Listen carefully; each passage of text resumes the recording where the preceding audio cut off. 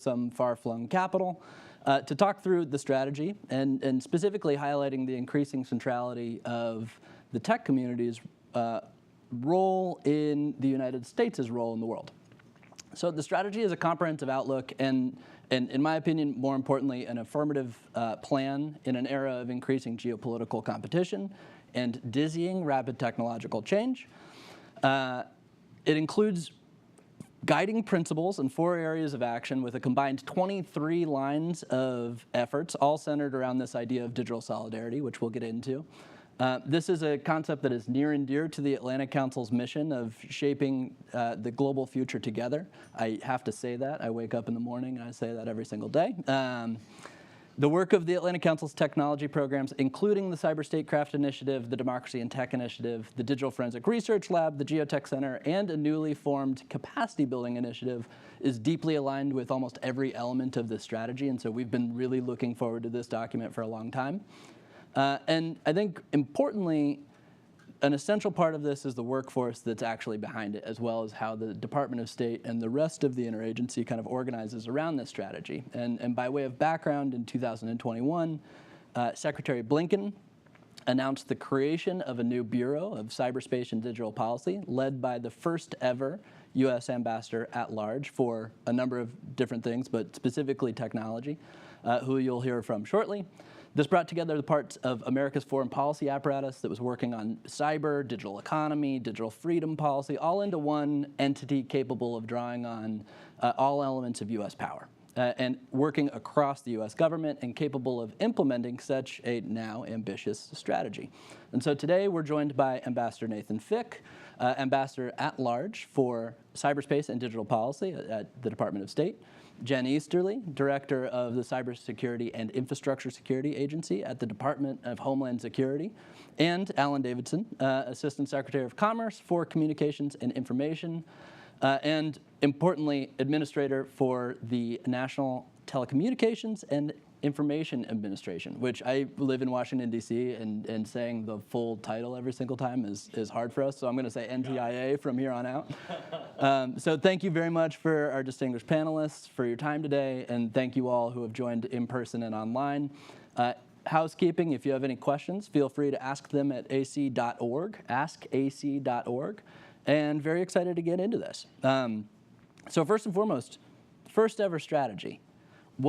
What's the kind of point? What is the main organizing function? What has been the main energy behind drafting and doing the organizing that goes into drafting such a comprehensive document? I assume that's directed to me, Grant. Ambassador Fick. I'll jump right in, and thank you, by the way, for having us, and thanks to the Atlantic Council. Thanks also to Jen and Alan, who, in addition to being co-panelists here today, are great colleagues on these issues, and I appreciate your partnership.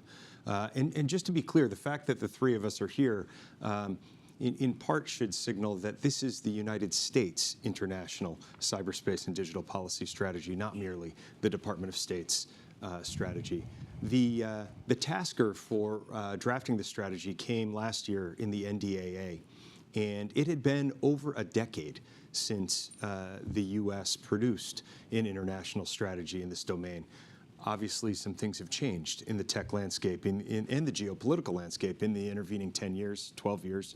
And so this strategy is intended, and we worked very hard to keep it from being an accretion, the typical kind of Christmas tree of little programs and initiatives and buzzwords, and instead to make it an intellectual architecture and something that could help guide decision-making, policy-making, program formulation and implementation. And as you said, its North Star, its guiding principle is this notion of digital solidarity, the idea that in the tech domain, we are better off if we stick together with others who believe in a rights-respecting future for technology, and that ecosystem, that operating system, if you will, become one in the world that others can opt into. Within that kind of overall framework, there are some guiding principles. One, again, recognizing and the rationale for having this group here is it's the full ecosystem. Previous strategies like this one talked about cybersecurity pretty narrowly defined.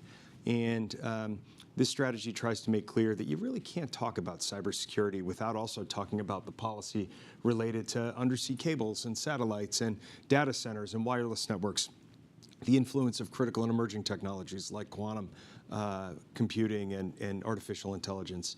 And then another kind of guiding principle here is it's anchored in an affirmative vision. So this strategy does not want a future that is characterized or defined by a balkanized internet.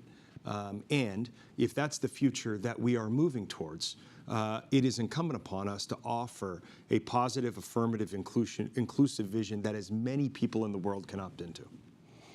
So one could be forgiven for calling this a cyber strategy, which a lot of the headlines around the rollout last week said, we have a new cyber strategy. It's an international cyber strategy, but it incorporates all of these. It goes so far beyond that, to your point.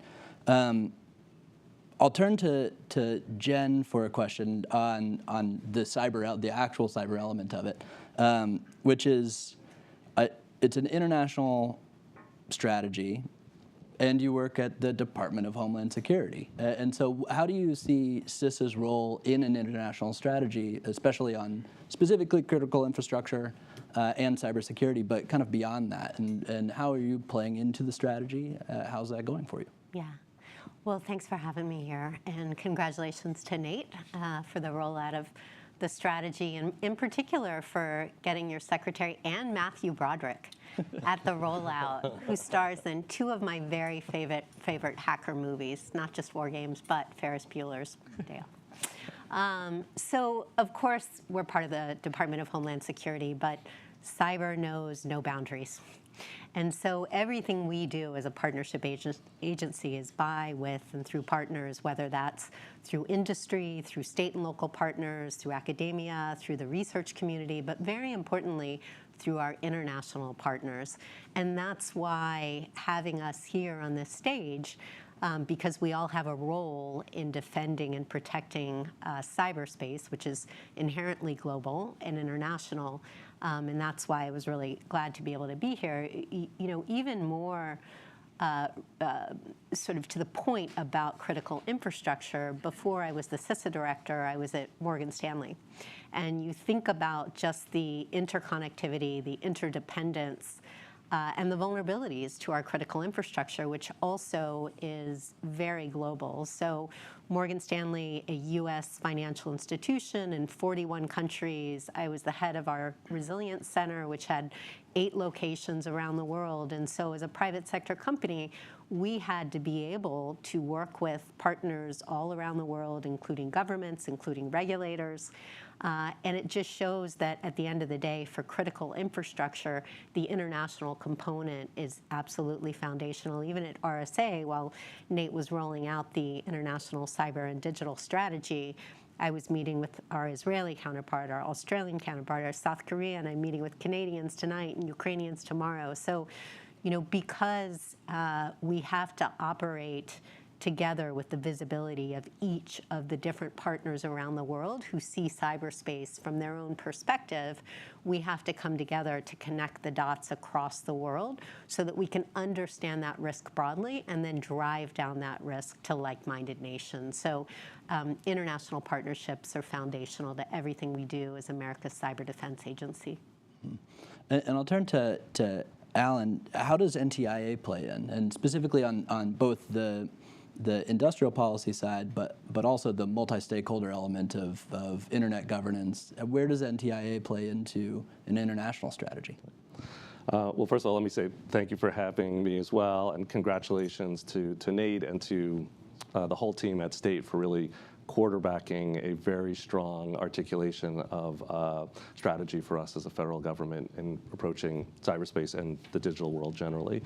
And I'll say that, you know, at NTIA, we're really guided by the idea of making sure that we're building technology in a way that makes people's lives better, promotes human progress.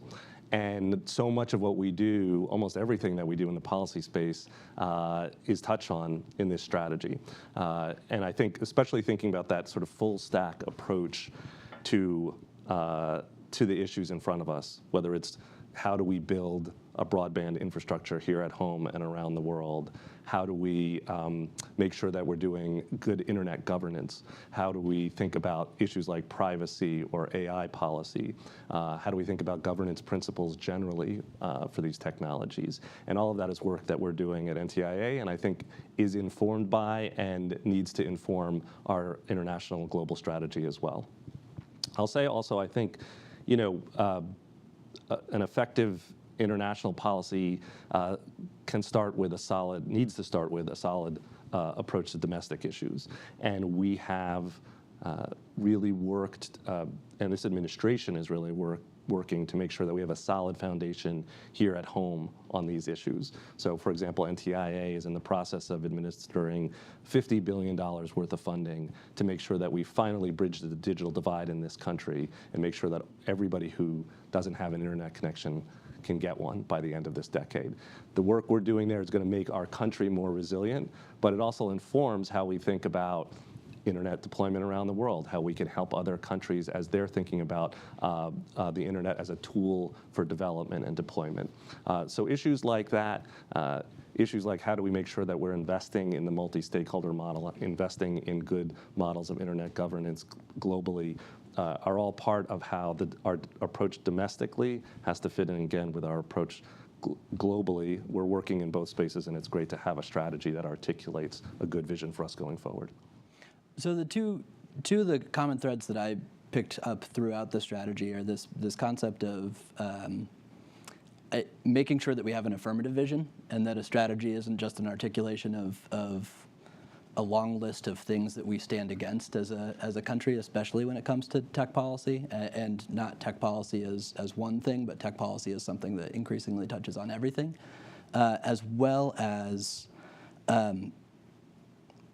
this need to bridge how we design, fund, and govern technology at home with how we show up in areas around the world, and not just with allies and partners, but in places around the world that might not be predisposed to agree with us on every single element of policy. And this seems like a space where there's just a lot of room for collaboration and communication. So how does, I want to come back to the thing that guides both of those things, which is this concept of digital solidarity. It seems like it's kind of a conceptual retort, a statement of something that we're for, to things like the systemic approaches from CCP or China, as well as Russia or authoritarian systems, and their approach to the way that technology is designed and governed and communicated with or engaged on around the world. So do you mind unpacking digital solidarity a little bit? So I think what is essential to recognize here is that one phrase, you can look at what's in, and you can also look at its negative image, at what's out. And something that's not in this strategy is the descriptor like-minded in these classifications of groups, because this is very deliberately not an attempt to bifurcate, balkanize, or fragment the world. It's actually an attempt to provide again, an affirmative vision, a unifying set of principles around the rights-respecting development, deployment, and use of technology that can bring others, the vast middle, the billions and billions of people in the world who do not live in states that always align with the United States, and do not live in states that necessarily have a strongly different conception of the future in every dimension. And so digital solidarity is an alternative to the notion of digital sovereignty, which is something that we are hearing more and more, including from some of our most like-minded, and I use that term deliberately there, allies and partners. And digital sovereignty can be politically attractive. Many of us who work on these issues globally have concluded that it is often little more than a seductive mirage. that without ever undermining a state's obligations to its citizens or totally appropriate notions of sovereignty, it tries to make sense of the reality that that these issues are intrinsically cross-border, and that we do in the world today face a very different set of actors who have a very different view of what the role of technology in the world ought to be. And as Jen said, so much of what we're doing here in the United States actually is of great interest and value to partners. And so offering up some of what CISA has developed and some of what they do is on the top kind of 5 list of things that we at the State Department get requests for all the time. Alan made the point that our foreign policy can often only be as strong as our domestic policy on something. And so, you know, the approaches that the United States takes to things like broadband here at home directly underpin whatever moral authority or legitimacy we have out in the world to advocate for these principles.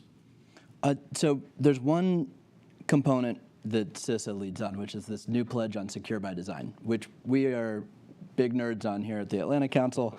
Can you share a little bit about that effort and then specifically how it plays into your international engagement?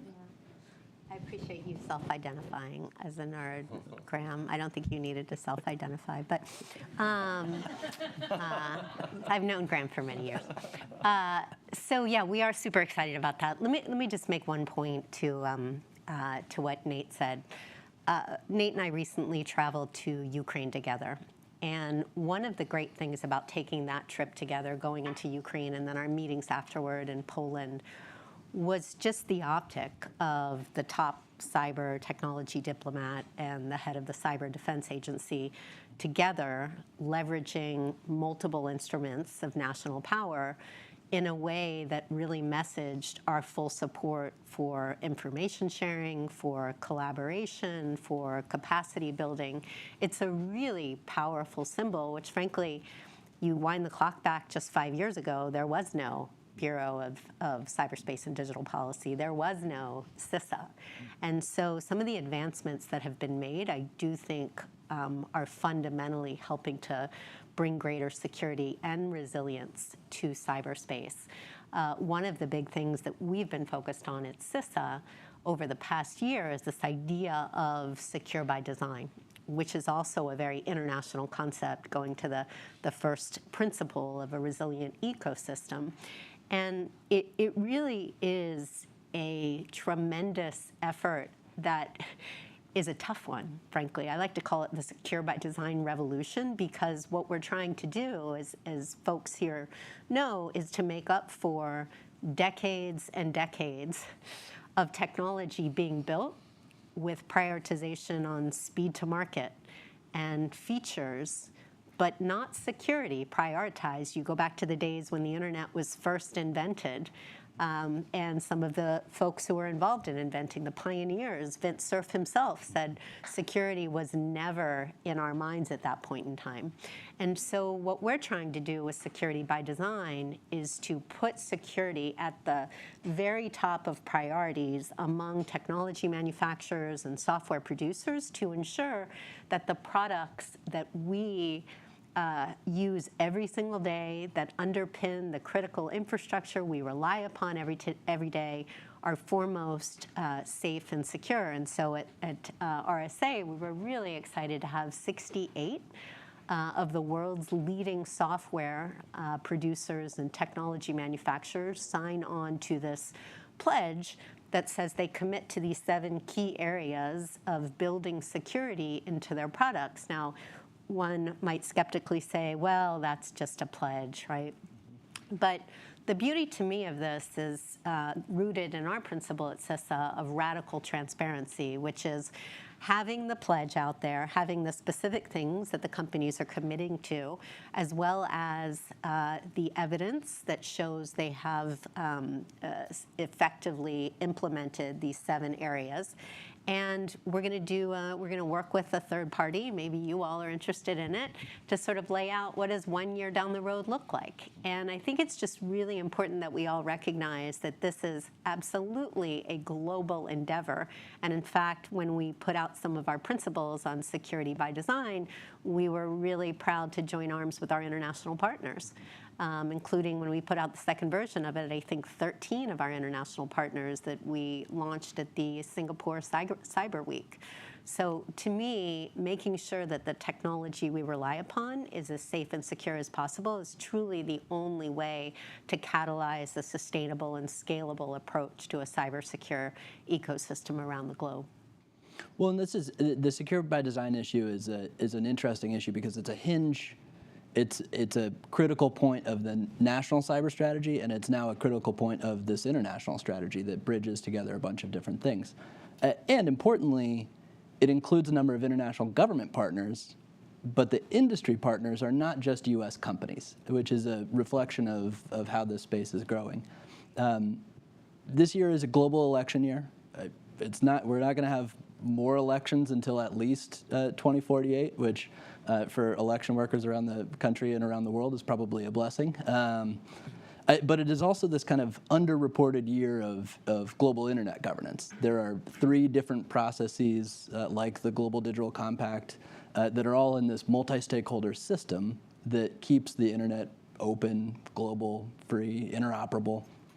And a major part of this strategy is engaging in those ecosystems to keep an internet in a multi-stakeholder fashion or governed in a multi-stakeholder fashion. What does that look like this year? And I'll turn to Alan first. How important are those processes? And then I'll turn to Ambassador Fick on how we're engaging in those. Well, those processes are incredibly important, and it's because the growth of the internet itself is really a testimony to the power of these multi-stakeholder models, right? So this is the notion of people of good faith, from diverse communities, coming together in the spirit of solving problems, hard problems of common interest, and these models of bringing together the expertise of the private sector, academia, technologists, civil society to solve the hard problems that the internet faces. That's really been the linchpin of our internet governance process. It's really part of what has made the internet so successful because it really lends itself to making hard decisions and choices and building infrastructure in the face of rapid technological change. So you can look at the internet and say that it, whether it's at the IETF standards bodies, the ICANN organization that manages domain names and numbers. Across the board, we've had these organizations that have been critical to our success and to creating this internet that's been very decentralized, not governed by any single government or governance structure. I think that model is increasingly, questioned around the world, despite its success, in part because we have really hard problems. And we've known for years that there have been authoritarian regimes out there that have wanted to undermine this model, try and seek more control, more centralization in our internet governance. Sometimes it can be a little bit of friendly fire, right? Sometimes it's like-minded countries that are themselves, in the spirit of trying to solve problems, doing things that might undermine this multi-stakeholder model. And I do think we face a year where there's increasing questions. And the Global Digital Compact is one initiative. The questions of the future of some of these existing structures is out there. And I think one of the things that's so important about this strategy is an articulation of a positive vision, right? Where we are honestly doubling down on the importance of openness and freedom, these values that we care about, doubling down on the notion of the multi-stakeholder model as a very powerful tool for solving hard problems in the spirit of solidarity, right? If you look at these really tough problems we have, AI governance, how do we deal with some of these internet governance questions that have come up? it is going to be by working together that we come up with these solutions to these hard problems. And the multi-stakeholder model is actually a way that we can bring in broad communities to solve hard problems and do it in a way that's faithful to our values and the moral authority that we try and bring to the world. So I'll work in one element that's an audience question into a follow-up, which is, which was asked anonymously, by the way. How do you anticipate non-state groups and civil society groups interacting with the principles that are articulated in the strategy, especially when it comes to things like the multi-stakeholder system, which is designed to include those groups?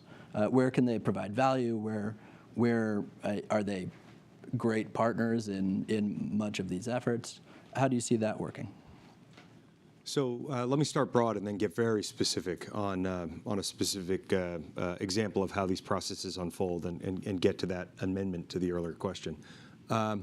Broadly, my very first trip in this job 2 years ago was to whip votes at the running up to the election of Doreen Bogdan-Martin as Secretary General of the International Telecommunication Union.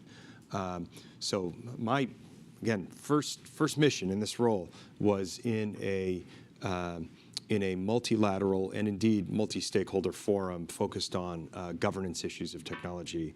Last week, fast forward, last week after RSA, I went from San Francisco to New York for a meeting of the Open-Ended Working Group in the UN's first committee, the deliberative body that created the framework of responsible state behavior in cyberspace. And I think the thread connecting those 2 days, separated by 2 years, is that international organizations, like nature, abhor a vacuum. And when the United States steps back, others fill the void. And it's essential that if we want a fundamentally rights-respecting operating system to become the dominant one, the U.S. has to be engaged. I don't think it overstates it almost to say everywhere and all the time. Because there's so many of these organizations, geographically distributed, functionally distributed, both multilateral and multi-stakeholder. To make that concrete and talk about what it has looked like in practice for us in the last couple of years, let's talk about AI. So the White House started, well, first of all, when ChatGPT was released in the fall of 2022, all of a sudden, AI became a topic of interest for citizens all around the world, and so by extension, a topic of interest for governments. And it had, of course, been a focus, but all of a sudden it's front and center. And the White House started with voluntary commitments from the leading AI developers. Voluntary for 2 reasons. First, because voluntary by definition doesn't constrain innovation, and there's consensus that the power of the American innovation economy is something that is a massive contributor to our overall strength and influence, and not something that we want to constrain. And second, because voluntary is fast, and we couldn't get sucked into a long and torturous legislative process when the technology was moving so quickly. So the voluntary commitments were intended not as the last step in a regulatory or governance structure, but as the first step. That gave us a substantive, meaningful set of principles around AI safety, security, and trust that we could multilateralize in the G7.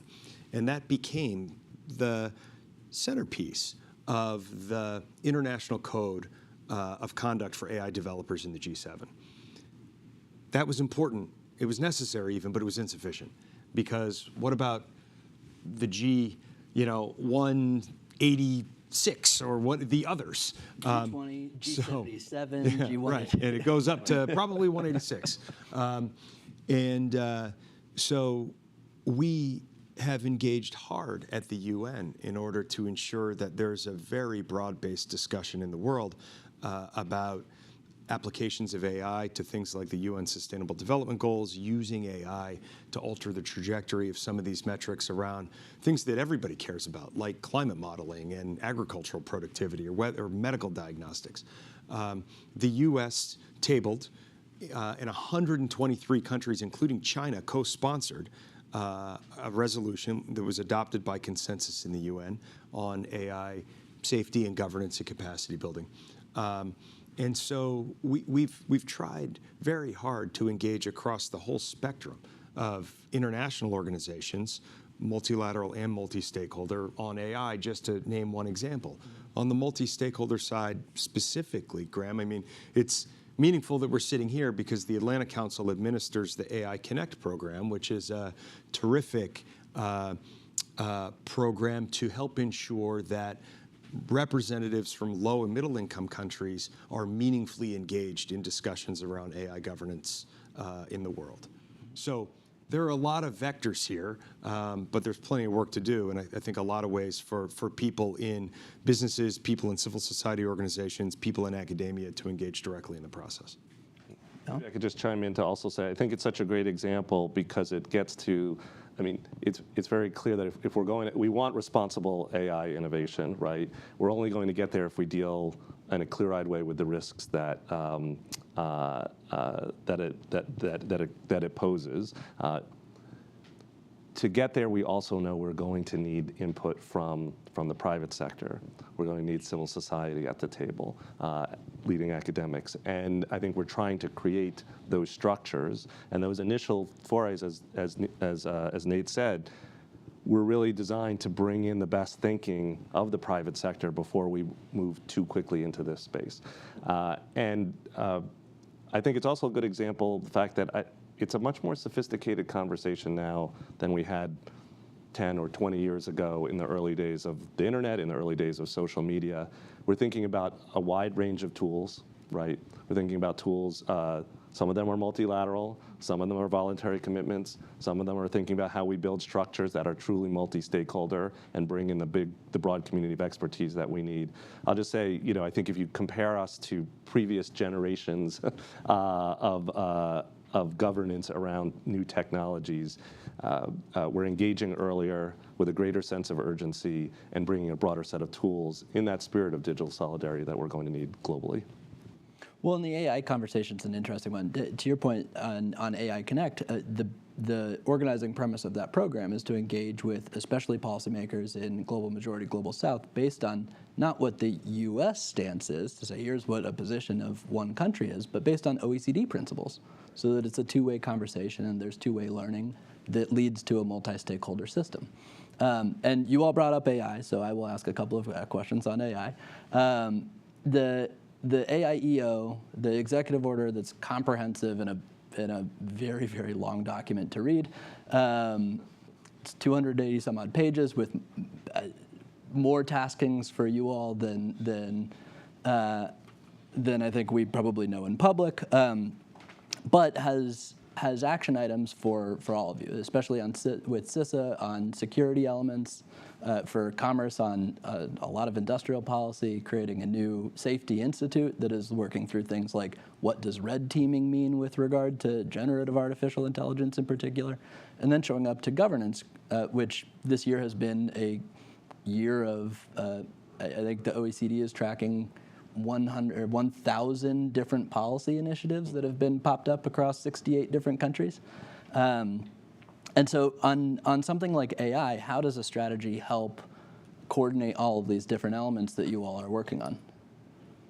And I'll turn to Jen first. Yeah, I mean, I'm happy to start. You mentioned the president's executive order. You know, we've been engaged on this for years, frankly. I mean, when you think about using machine learning for cyber defense, now coming out of the executive order, we are working on a pilot. We actually just did it, and they're going to be publishing the results, how to use generative AI, large language models, for detection of cyber threats to infrastructure. I think there's promise there. We just published a document with the department last week on how critical infrastructure owners and operators can manage threats to their infrastructure from artificial intelligence, and then we'll be doing some work with NIST on red teaming. We have the specific expertise on cyber red teaming, and we'll be working with NIST colleagues to do some challenges specific to how do you combine cyber red teaming and things like prompt engineering when you're talking about the integrity and security of AI systems. So we have a roadmap, a whole effort on that.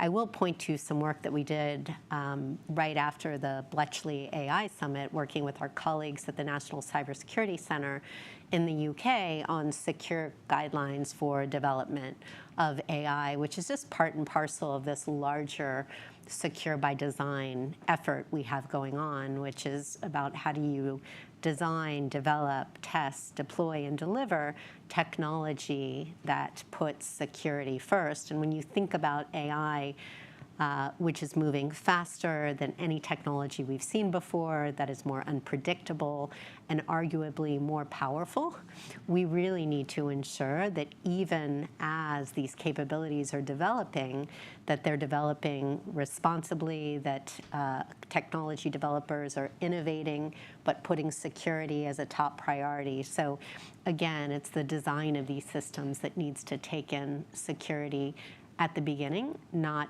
at the far end. I'll just follow up on one other thing.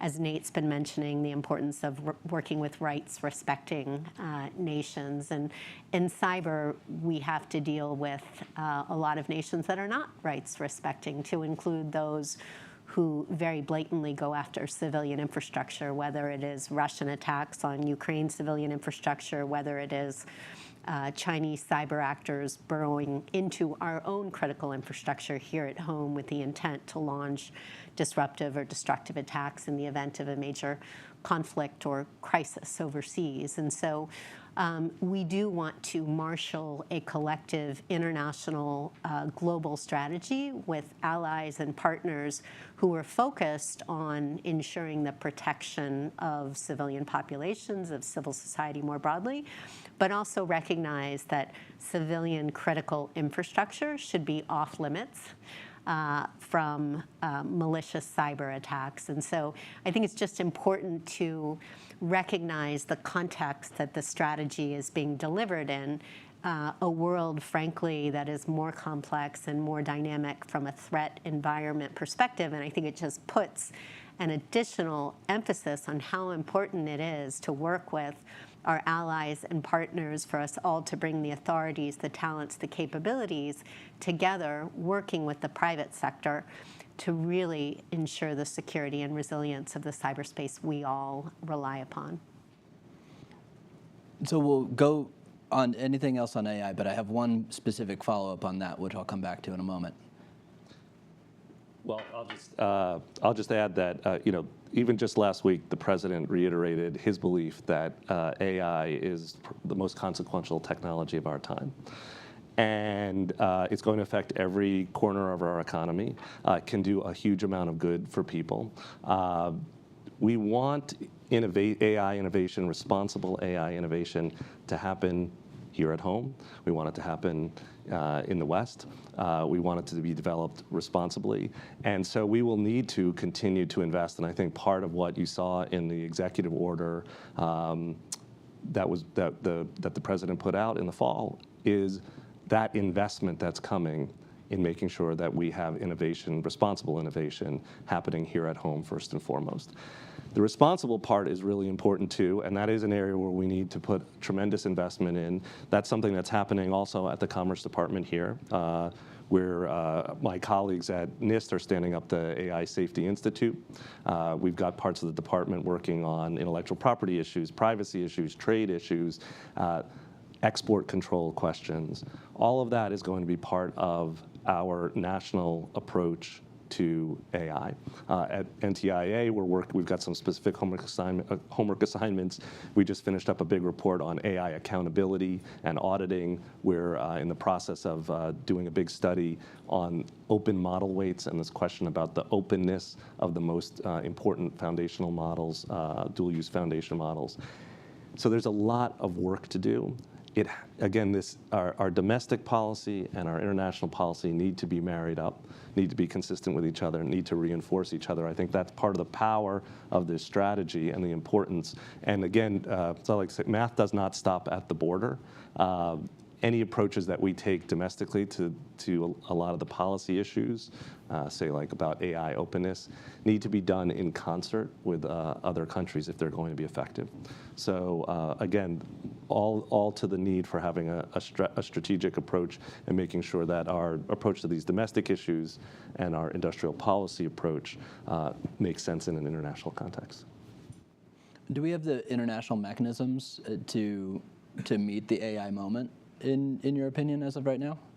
And about how much of your time, is this the thing that you're getting the most amount of signal demand from international partners, or is it a part of a broad array of things that you're getting signal demand from partners? So clearly, we are not using our existing fora in the ways that there is demand for. A hallmark, I think, of this administration's point of view has been a resistance to creating a lot of new things, a T20 or whatever, a D20, whatever you want to call it, but rather instead to make sure that the existing institutions in which we've all invested a lot of time and energy and over the years, that they are fit for purpose in as new technologies continue to come onto the scene. So you see major digital initiatives in the G7 and the G20, but also at the UN, within the NATO alliance, inside the Quad, inside AUKUS. So it's, Secretary Blinken calls it fit for purpose and variable geometry. So I think that's how we're thinking about it, rather than seeking to create the single pane of glass for, you know, this tech or that tech, which ultimately probably takes us down a road that we wouldn't want to run down indefinitely. Fit for purpose is probably a more diplomatic term than AI everything, which is a shorthand that we've experienced at the Atlantic Council. To pick up on one thing that Director Easterly brought up, on a big part of the strategy that we haven't talked through yet is something that is uniquely state, which is foreign assistance, and there is a lot of words or ink spilled on foreign assistance specifically throughout the strategy. And it also includes, importantly, well, recently, not directly in the strategy, but Congress has approved about $50 million for states' foreign cyber fund in next year's budget. And so how much does foreign assistance play into the strategy? And I guess, is $50 million in cyber assistance enough for the threat landscape that we face at this point? So I look at the $50 million as a pilot, frankly. And when I was running a business, I used to tell our sales team, don't celebrate the wins, you only get to celebrate the renewals. It's only when somebody actually knows you and knows what working with you is really like and they choose to do more of it that you have earned the right to celebrate. So we're going to treat the $50 million as a pilot, and it's incumbent upon us to ensure that it generates in the year ahead outsized foreign policy returns for the United States, so that when the appropriators reconvene and are deciding what to do next year, it doesn't get increased or decreased by 10% or 15%, but they decide that it's worth an investment on the scale of a multiple. So foreign assistance in that vein is one of the major principles that it's a thread throughout the strategy. And we need to ensure that foreign assistance is a part of our technology strategy, that technology is a part of our foreign assistance strategy, and that security is baked throughout the whole thing. And so these are pretty self-evident ideas, I suspect, to most people who are tuned in here, but it's never been said and codified that way in a formal U.S. approach before. Mm-hmm. And I assume that the foreign assistance also depends on working across the interagency for the actual implementation of programs with entities like CISA. Yeah, I'll just weigh in on that. We benefit by working closely with Nate's team through what's called IAAs, interagency agreements. In particular, we've done a tremendous amount of work with Ukraine's cyber defenders, since we signed off on a memorandum of understanding in the summer of 2022. Done a lot of work on training, on exercises. We do, in particular, training on industrial control systems and operational technology, where we bring foreign partners to Idaho National Labs to take an advanced course on that. But that's a really important part of how we're working with our foreign partners to help improve the security and resilience of their infrastructure and the capacity of their cyber defense teams. With Ukraine in particular, that's been, I think, one of the most impactful partnerships for the Ukrainians, but also for us. Because even as we've been working together, we've been learning from them, because they are actively learning how to defend their cyber infrastructure and their critical infrastructure under both cyber attack as well as barbaric kinetic attacks. And so it really is something where we are looking to take lessons from what they are doing, even as we help them build their own capacity and capability. So turning to audience questions, we've gathered a couple, and again, if you have any questions, go to askac.org, and it'll show you exactly how to. We have one question from Sean Donnan at Bloomberg. How do you see digital solidarity manifesting itself? Is it via treaties or trade agreements or joint infrastructure? And what is the first building block or example in how this strategy is going to be implemented today or tomorrow, I suppose? So my view is that things like treaties and trade agreements tend to come later in a relationship. Those are late stage kind of partnership elements. Joint infrastructure can be maybe a middle stage kind of partnership element. In the early stages, it can actually be as simple as words and public positions and beginning to get comfortable with working together on these issues and standing together on these issues. And I'll give you a very quick, concrete example that has unfolded over the last 18 months in Costa Rica, where the Costa Rican government was the victim of a really significant Conti ransomware attack that shut down significant portions of their critical infrastructure. And the Costa Rican government came to the U.S. for help. We weighed in hard and fast with $25 million in cyber assistance to Costa Rica in order to reconstitute their capability and then improve their cyber hygiene across the board. So that cyber response was like the first bounce of the ball, but there have been a couple more. The second bounce of the ball, if you will, was the Costa Rican government standing up and deciding that they were going to exclude untrusted vendors from their telecom ecosystem. That was challenged, and it went all the way to the Costa Rican Supreme Court, where the government's decision was upheld by the court. And a few weeks ago, the Costa Rican government hosted a regional conference on trusted 5G that had more than a dozen partners, or not partners yet, other countries in the region show up in order to learn more and begin exploring the beginning of their own journey toward a commitment to trusted infrastructure. That was the second bounce of the ball.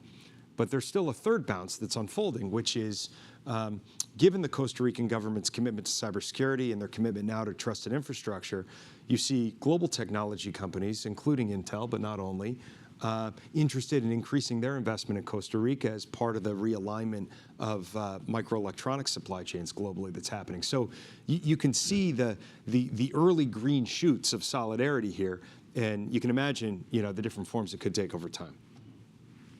I would just add, this is also a great example of the interagency cooperation actually having a real impact on our global approach, and we've been really thrilled to work with State Department and our colleagues at the White House, colleagues across government, on these issues around trusted networks. And another good example of that is what's happening around open technologies around 5G, Open RAN in particular, where we have a 5G market that, 5G is a very exciting technology. The market for 5G equipment is actually quite static, and there's highly concentrated, a very small number of vendors around the world. We've been working for several years now to promote a different approach, where we have a much more open stack of 5G equipment, creating much more resilient supply chains for 5G, allowing for more trusted networks, broader participation. It's been a journey, but it's one that we've been working on all together in the interagency. At the Commerce Department, we actually are administering a big wireless innovation fund to promote Open RAN technologies. And the arc has, I think we've really changed the arc of adoption, and we've gone from a place where it seemed like it might be, people were very skeptical of this technology, to a place where we now have partners who are starting by words, adopting the ideas and the principles behind it, now starting to actually deploy networks, and I think we are going to see in a very short period of time much more adoption of this technology, and that will make for a much more secure and resilient infrastructure. Just One point in that, Nate mentioned the attack on Costa Rica from ransomware. So ransomware is another problem that not only we're dealing with, obviously, in the US, but all over the world. And being able to work with governments who have visibility and insight into various threat actors, either because they've been attacked or they've responded or they've weighed in to help other partners, is incredibly important, again, to have that visibility, to understand that threat so that we can drive down risk to the total ecosystem. So when something like that happens, CISA will go to assist, working with law enforcement colleagues and folks on the ground so that we can then produce an advisory which provides indicators of compromise, information that the technical people can use to then mitigate the threat of those attacks on their infrastructure. So it's goodness altogether to have this solidarity from a cyber-specific perspective that's underpinned by a strong infrastructure that's frankly been put in place for the past 10 years or so of real-time information sharing and direct cyber defense collaboration. So getting to build on that with tools like the Assistance Fund, I think, are really important. I have to add one point from the Atlantic Council, which is our Cyber Statecraft Initiative's Cyber 912 program is going to have its first competition in Costa Rica this year, which is a workforce competition for students designed towards building a more capable workforce, not just in the United States, but among partners. One other question from the audience is the strategy about forming a, quote, coalition of the willing to unite democratic countries against authoritarian countries like China? And that question is from Sydney Friedberg at Breaking Defense. And I'll make that a jump ball. Whoever wants to jump on that first. I feel obligated to jump first. Thank you. But I'll jump briefly. It is intended to offer up an affirmative point of view that others can choose to align themselves with. It is explicitly not oriented around like-minded. It is explicitly not oriented around democratic and other. And yes, realistically, the United States has a set of adversaries and competitors in the world who are adopting a more and more authoritarian set of behaviors in the digital domain, not only on their own, but in collaboration with each other. That's troubling to us. It is troubling to many others. And this is, again, fundamentally affirmative in its nature, but it unfolds in that context where there's a more authoritarian backdrop to the way that the technology ecosystem globally is now starting to unfold. I was basically going to say that, but it's all about the context. I mean, you have to, the strategy starts out and talks about the threat environment that we're operating in with global cybercrime reaching over $10 trillion by next year. And so that you have to recognize that. But look, what makes our nation great and what makes our partnership strong and robust comes down to our values. Everything that makes America what we want it to be as public servants and as citizens comes down to our fundamental values, and we recognize that those values are not shared by our adversaries. And so I do think where the strategy landed with an affirmative, positive vision is a great reflection of those values and why those values should ultimately triumph. I guess I would just add, I think we have a strong track record of success to show the world the incredible success of the internet. And it, as a powerful tool, the new technologies that are developing. There are real challenges that are out there, and that's why I think it's so important that the strategy also addresses how we have an affirmative vision to address, to deal with those challenges. But I think at the end of the day, the most important thing that we can do is put out there a positive vision of what the internet and new technologies can be, grounded in our values, and let the world decide. And hopefully, I think we expect that this is a positive vision that people will feel good about. So to wrap up the conversation, and looking forward, for Ambassador Fick, how do you measure the impact of a strategy? And how do you want the Bureau to position itself going forward into not just this administration, but the next administration and the next administration after that?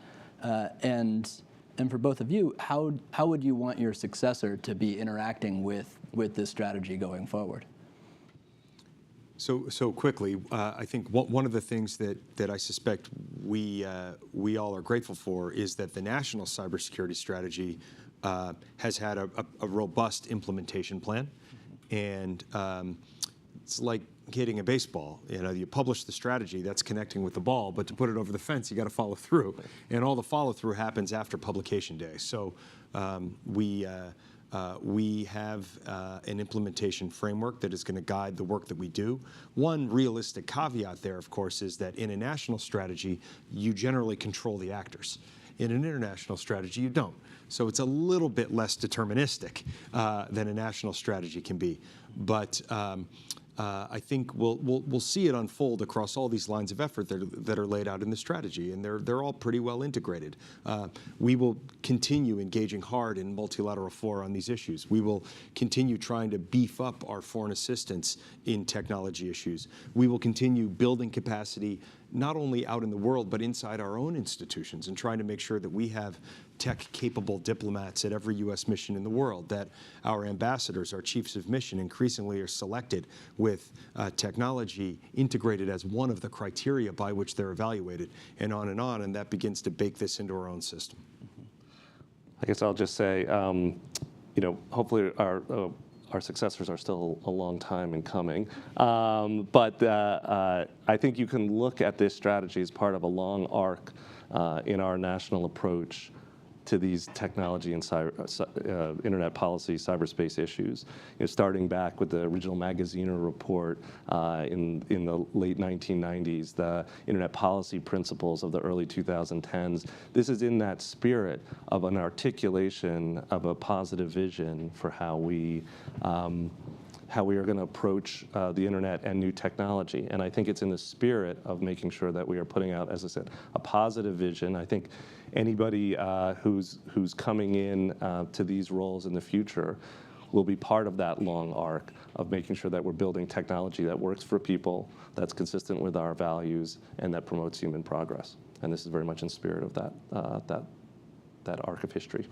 Yeah, totally agree. And plus one on the National Cybersecurity Strategy, which has been very rigorously and deliberately implemented.